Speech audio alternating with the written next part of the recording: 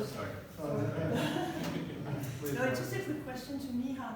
I was wondering, can you give us an idea of the number of translations for a country like Slovenia? Are you talking like 50, 30? I have no idea whatsoever. Well, simply put, when Slovenia became independent in 1991, the number of translations was 1 or 2, literally. And then in last 20 years, we climbed to number 200 per year. And In all kinds of languages? Yeah, but these 200 translations are created by around 40 or 50 titles. So there is a certain number of titles which is produced in a given book culture, which gets translated. And I would say that Slovenia doesn't produce many more translatable titles. You know, because for the title to be translatable, it needs to be written in a way that it communicates with the global audience in a way. It must not be very local in content. So, and I would say that not many more books are being written in Slovenia in that way. It might happen that the impact of guest of honor will be that some authors will learn how to adapt their writings to international markets, and that would be again a big success of being guest of honor. But you know, this is really incomparable with other markets, because Italy, which comes after us, they have 5,000 translators translating contracts per year, but Italy is 80 million population, and Slovenia is 2 million. Yeah, no, that's why the numbers are interesting. That's why. So I was just going to say, as the token Canadian in the room, just to explain what happened here in Canada. It was kind of a disaster when the pandemic came, but they actually ended up being guest of honor twice. So 2 years in a row. And I think maybe your number of events there doesn't include online events, because they actually did a lot of online promotion. In the end, Canada thought it was quite successful because they were actually guest of honor twice. If I remember correctly, it includes the online events, because you know the problem with online events is that you can run only one at a time and then put them on online. So it's really very different, you know. And if you take a look at 30 venues in Frankfurt, you know, it's just incomparable with what happens online. 250 events per fair means 50 events per day, and this is something what you really cannot create online. This has to be created inside. I'd love to know who the 97-year-old woman was, but I was going to say I think our numbers were skewed because of Margaret Atwood. No, she was not that. She died a year later. I have her name somewhere in the computer. I can check later. I just want to ask something about Spain for the guest of honor. So South Africa has a lot of similarities in terms of stereotypes and cliches and how we are branded, I think. So to me it would be interesting in terms of the guest of honor, not mandate, but who decides, is it the committee or who decides what the new approach would be or what your goal would be for example, that branding strategy? Mia, you can also, if you want to answer on that, because obviously you have to have a committee who organizes these things. It's just interesting to me that the 1991, and I think South Africa as well, of the democracy and whatnot, we have a very different feel as to who we want to show people who we are. So who decides that? Is it, because you said they decided and whatnot, so it's that who are they? Yeah. That's a good question. Well, it depends. I mean, as I said before, it's not the same to do it in Frankfurt in a book fair or in Guadalajara, for instance. But again, the curators are important, as well as the embassy, if it's the embassy, or the Ministry of Culture in this case. For instance, in the last president of Spain was the Ministry of Culture with people from the publishing industry and so on. And after that, they made kind of offer for applying for the image of the pavilion and so on, and different different companies were applying for that, and after that they decided to do it this way. But what is interesting is that most of the times, these people coming from the ministry or people creating this, they give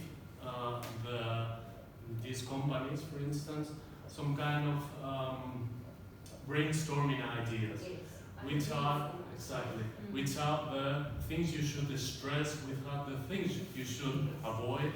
I have the opportunity to see, for instance, different projects that were not in the end the winner of this concourse, and they were trying to do it in a similar way to the past, right? For instance, working or trying to replicate this idea of Spain with a book, with the colors of the flag, and it was not what the ministry in this time wanted. Also, it's more interesting not only how you prepare, how you try to express, but also what the people receive. For instance, I was in Mexico and Guadalajara and Madrid, the capital city of Spain, was there performing as guest of honor. They prepared a big pavilion, completely white, without any cultural references. They told me, I was part of analyzing all this stuff. They told me they were trying to replicate this European tradition, this illustration and so on, trying to be an agora or something like this. But there, when we were talking with people, when we were listening on the radio, they were all telling, okay, this is a strange bullfight arena and with no connection with the space, kind of weird. So again, it's quite different what you want to spread, but you also have to deal with your own image as a country. How to deal with it. For instance, it was Finland, I think, the one who said Finland cool, right? Talking about we want or we are cool as well, but cold, trying to work or deal with their own stereotypes. So it's not easy, but for me it's interesting when you try to deal with it. Yeah, I find that very easy. Well, I would say it's actually extremely complicated because you really have to balance all kinds of interests. In Slovenia, we tried two things. Before I got this job, there was a committee which was made of literary historians who were making the program. And I can assure you, and nobody of them was ever in Frankfurt at the book fair. And I can assure you that this is really a recipe for disaster. Because nothing happened, and now we have a team of 3 curators who will be very likely hanged after Frankfurt. And it's me, it's a colleague, a female colleague, a brilliant translator from Slovenian to German, my colleague from the university who knows everything about German book market. And we also have a German colleague, a German writer, Matthias Gerritz, because we thought that we need somebody who is at home in Germany, because we are nobodies in Germany who will open the doors. So all the decisions are done by these 3 people. Sometimes our Ministry for Culture exploded, we're doing this, and then we explain. Sometimes we adapt, in most cases we don't. But it's actually the responsibility of these 3 people, and I think it's the most efficient way to do it. You must be able then to face the consequences, but doing this in a large group with a lot of parliamentarian talking, then you lose the focus and the organizational grip of the whole story. Okay, 2 quick questions. So I was surprised with the numbers. In the United States, of course, the first language is English, but there are some states, United States, where the Spanish represent more 50% of the second language, for example, Chicago, Illinois. So what are the main reasons that you can explain, that you can find to for this numbers, for this figures in export? Well, I'm not an expert, maybe the Niels and guy who was here can explain better than that, but maybe it's because of this business is easier in America, with Mexico, with all the countries, than with Spain. But I'm not the right guy to give you the answer. But of course, it is a very, very important market, and everyone wants to go there because it's where the business is.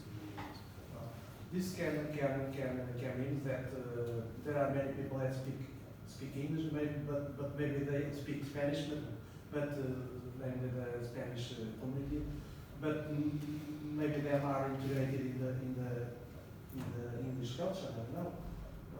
Okay. It is an interesting topic to explore. Yeah, but again, Spanish language is, I think, a huge possibility for Spain and also for all the Spanish-speaking countries as well.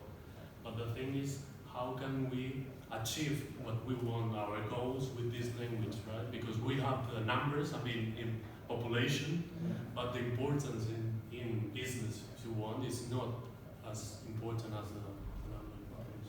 For you, in part you already replied, but what are the main public policies that in Slovenia are really important to promote the authors and the translation to outside?